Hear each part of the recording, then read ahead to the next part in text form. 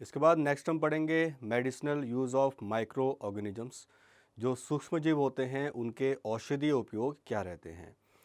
तो बच्चों, जैसे कोई बीमार पड़ता है तो वो डॉक्टर के पास जाता है, तो डॉक्टर या तो उसको कोई दवाई देता है, जैसे एंटीबायोटिक की हम बात करते हैं, या वो उसे कोई इंजेक्शन देता है, जैसे हम पेनिसिलिन की बात कर सकते हैं।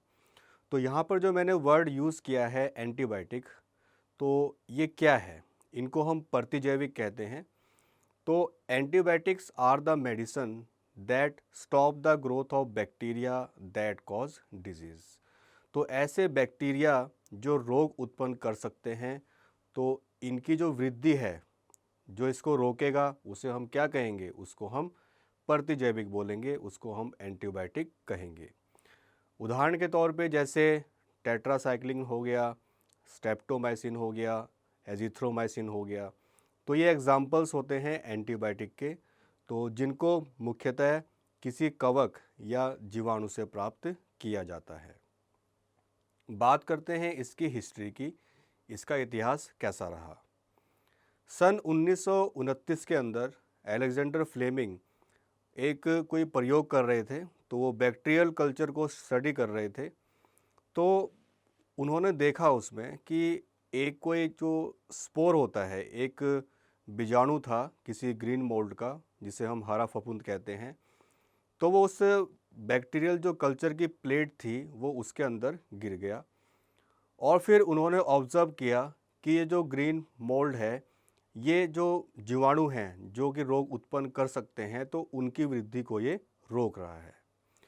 तो इस तरीके से उन्होंने जाना कि ये जो ग्रीन मोल्ड है ये बैक्टीरिया की वृद्धि को रोक सकता है। तो उन्होंने इस हरे फफूंद से क्या किया? एक एंटीबायोटिक बनाया, एक प्रतिजैविक बनाया, जिसको पेनिसिलिन कहा गया। तो पेनिसिलिन एक तरह से फर्स्ट एंटीबायोटिक था। तो इसके अलावा जैसे हम बात करते हैं पशुपालन की या मुर्गी पालन, तो जानवरों के अंदर भी बैक्टीरियल डिजीज़ हो सकती हैं। तो इसमें क्या होता है कि जब इनको खाना खिलाया जाता है, तो उस फूड के अंदर ये एंटीबायोटिक्स मिक्स कर दी जाती हैं, ताकि जब ये इनकी शरीर में जाएंगी तो ये काम करेंगी, और जो जीवाणु जो रोग उत्पन्न कर सकते हैं, तो ये उनको डिस्ट्रॉय कर देंगी, उनको नष्ट कर देंगी। तो एंटीबायोटिक जो है वो हमें ऐसे ही नहीं खानी चाहिए, हमें डॉक्टर से इसका परामर्श लेना चाहिए। और इसके अलावा जैसे कोई भी डिजीज़ है तो हमें ऐसे ही एंटीबायोटिक नहीं खानी चाहिए, इससे जो हमारी जो इम्यून पावर है वो कम हो सकती है।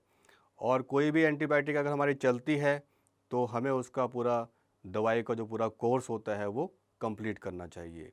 और जैसे कभी कभी जुखाम हो जाता है, फ्लू हो जाता है, तो फ्लू जो होता है वो एक वायरल डिजीज़ है, तो इसके अंदर एंटीबायोटिक का कोई काम नहीं है।